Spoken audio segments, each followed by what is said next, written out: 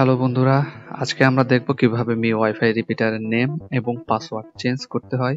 তো চলুন শুরু করা যাক।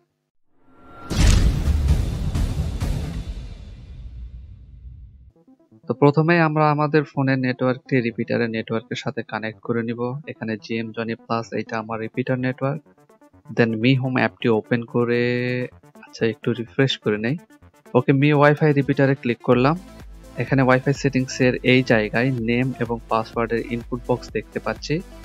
নেমের ইনপুট বক্সটিতে ক্লিক করলাম। এখানে নেটওয়ার্কের নেম যদি infobd@24 দিয়ে ওকে বাটনে ক্লিক করি, দেখেন কি প্রবলেম দেখাচ্ছে। Network name contains unsupported characters.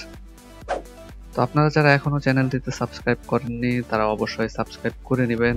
এখানে মূল বিষয়টা হলো আপনার রিপিটারের নেম এবং পাসওয়ার্ডের ভিতরে কোনো প্রকার স্পেশাল ক্যারেক্টার ইউজ করতে পারবেন না। এইগুলো হচ্ছে স্পেশাল ক্যারেক্টারস।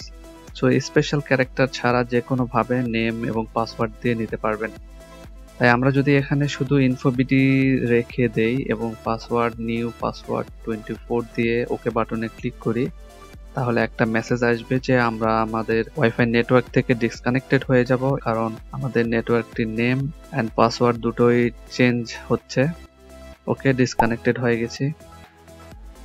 এখন যদি আবার আমরা ওয়াইফাই সেটিংসে যাই, এই যে এখানে আমাদের ইনফোবিডি নেমের নেটওয়ার্কটি চলে এসেছে। এখন এই নেটওয়ার্কের নতুন পাসওয়ার্ডটি দিয়ে আমরা কানেক্ট করে নিব।